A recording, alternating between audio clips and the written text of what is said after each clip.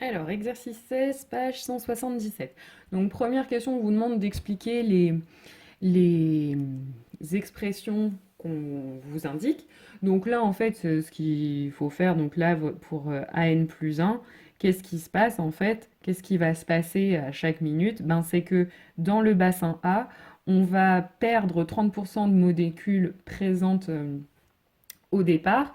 Donc, ça veut dire qu'il va en rester que 70%, c'est-à-dire 0,7 AN. Et puis, il va aussi arriver 10% des molécules de sucre de B, donc 0,1 BN. Et puis, qu'est-ce qui va se passer du côté de B?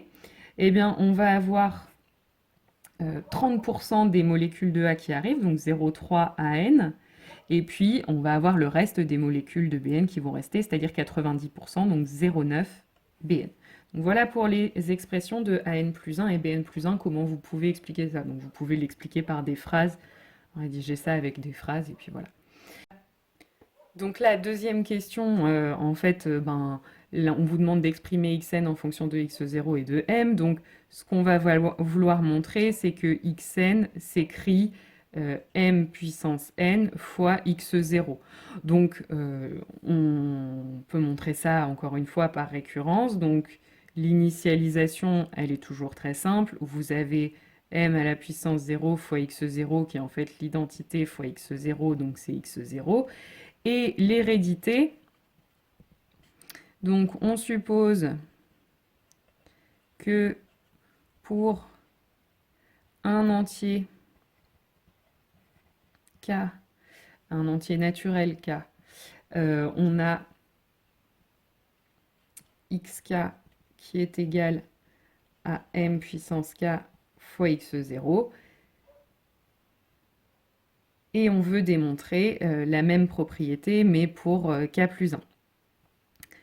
Donc on va calculer, on va multiplier par m des deux côtés. Mais attention, cette fois-ci, le m fois xk, on n'a pas encore montré que c'était égal à xk plus 1.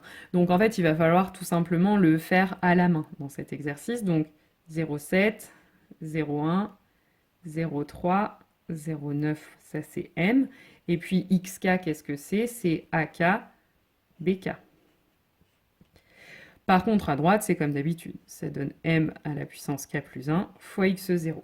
Et donc, si je fais ce produit-là de matrice, ça me donne 0,7 AK plus 0,1 BK, 0,3 AK plus 0,9 BK. Et évidemment, là, on reconnaît les formules qu'on a vues au début de l'exercice. Donc ça, on sait qu'en fait, c'est AK plus 1, BK plus 1. C'est-à-dire qu'en fait, on a exactement xk plus 1, pardon. Et donc, on a bien démontré ce qu'on voulait. Donc, conclusion, pour tout n, xn est égal à m puissance n fois x0. Donc là, pour commencer dans la question B, on vous demande de démontrer que 2p moins p au carré est égal à 4i2. Donc là, je vous laisse faire le calcul, c'est pas très compliqué. Donc je ne détaille pas. Par contre, après, on vous demande de vérifier que cette matrice, on vous demande d'en déduire que P est inversible et que P-1 vaut la matrice 1 demi de l'identité moins 1 quart de P. Donc, pour montrer que cette matrice est la matrice inverse de P, ce qu'on fait, c'est qu'on va multiplier par P et il faut démontrer que c'est égal à l'identité. Donc, si je fais ce produit, ça me donne 1 demi de P, I fois P, ça donne P, moins 1 quart de P au carré. Et donc là, on s'aperçoit qu'en fait, c'est la moitié, le quart, pardon, de cette quantité. Donc ça va être égal, donc là je peux le réécrire comme ça, hein, 1 quart fois P, fois 2P, pardon, moins P au carré. D'accord? Et donc ça, on a vu que ça faisait 4i. Donc, je remplace et donc, je simplifie. J'ai bien montré que c'était égal à I2. Et évidemment, pour montrer que c'est la matrice inverse, il faut le montrer dans les deux sens. Donc, je vais aussi calculer P fois 1 demi de I moins 1 quart de P. Donc, encore une fois, ça va donner 1 demi de P moins 1 quart de P au carré. Donc, ça nous donne bien I2. Donc, P moins 1 est égal à 1 demi de I moins 1 quart de P. Donc pour la dernière question, on vous demande d'en déduire les limites de AN et BN en fonction de A0 et de B0. Donc en fait, AN et BN, déjà on sait qu'ils sont en fait dans la matrice grand XN. Et grand XN, on a vu que ça s'écrivait M puissance N fois X0. La matrice M puissance N, on vous la donne, on vous demande même pas de la trouver. Et X0, en fait, c'est A0, B0.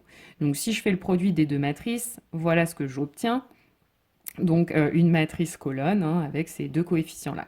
Et donc, ce que vous avez ici sur la ligne du haut, en fait, c'est AN.